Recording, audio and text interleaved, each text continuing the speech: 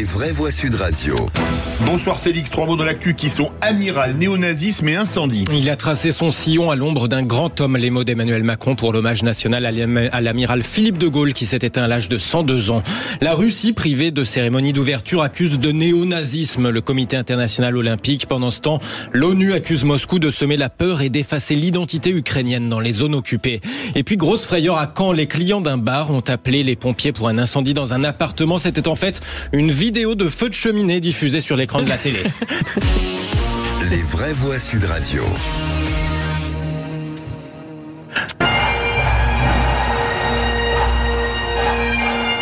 Il n'avait pas été fait compagnon de la libération après la guerre, sans doute parce qu'il était le fils de son père. Alors, certains y verront la réparation d'une injustice. La République rendait ce midi un hommage national à une figure de la résistance et de la marine, l'amiral Philippe de Gaulle. Comme il est dur d'être de Gaulle après de Gaulle, d'en avoir l'allure, la voix, les gestes, et de ne pas être lui. L'amiral de Gaulle aura traversé le siècle passé à l'ombre d'un grand homme.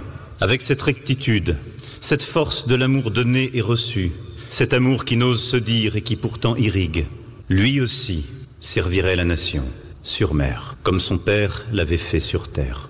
Le 18 juin 1940, il n'entendit pas l'appel du général de Gaulle.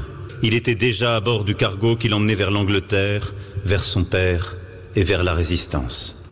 Les mots d'Emmanuel Macron dans la cour des Invalides dont l'amiral de Gaulle était pensionnaire depuis 2 ans en tant qu'ancien combattant. Il s'est éteint à l'âge de 102 ans. L'hommage est justifié pour lui, mais sinon il y en a marre de l'hommage aigu, comme disait Sophie Coignard. Ouais.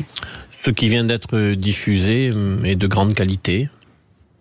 Je suis bon client, moi, pour les invalides. Oui, par rapport à ce que dit le procureur, on ne peut pas dire à la fois que la nation est en train de se déliter, que la République est en train, et reprocher au président de la République d'essayer de mettre des repères. Parce que toutes ces images... Alors c'est vrai que les invalides, c'est pas n'importe quoi. On y voit maintenant qu'on y honore les grands hommes qui meurent.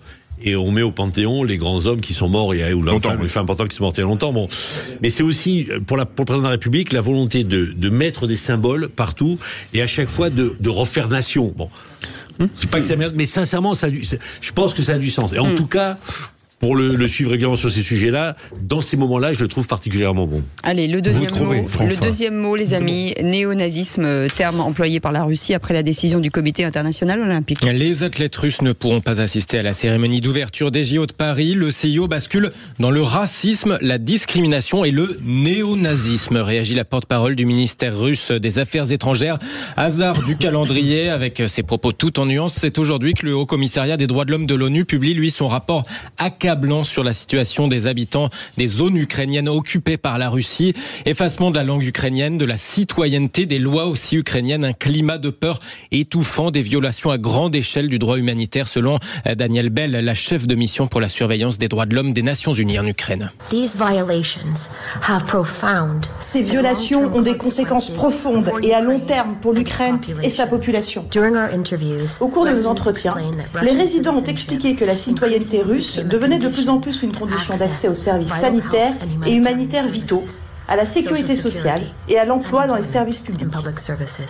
En fin de compte, de nombreuses personnes ont été contraintes d'obtenir des passeports russes en raison d'une combinaison de menaces, de mesures discriminatoires, de représailles et de pressions économiques sévères. L'ONU qui a auditionné 2300 personnes dans ces zones ukrainiennes occupées par la Russie pour pouvoir élaborer ce rapport. 3e mot, incendie avec cette fausse alerte dans le centre-ville de Caen. Les clients sur la terrasse d'un bar ont aperçu des flammes impressionnantes à travers les fenêtres dans un appartement attenant. Alors là, forcément, ils se sont posé la question un peu comme dans la chanson de Brigitte Fontaine. Je voulais savoir, tout l'immeuble il est en train de brûler, c'est bien ça? Ah oui, écoute.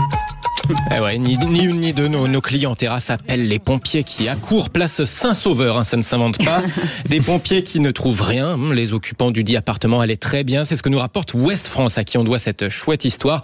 Car oui, les flammes aperçues de l'extérieur étaient en fait une vidéo de feu de cheminée diffusée sur l'écran de la télévision. Et cette vidéo de feu de cheminée, elle cartonne. Je vous assure que tout le monde... Parce qu'elle est magnifique. Oui, elle est magnifique. Oui. Mais bon, voilà, il la télécharge. Merci beaucoup, Il y en a Félix qui préfèrent Mathieu. les vrais. Oui, c'est ça. Merci beaucoup.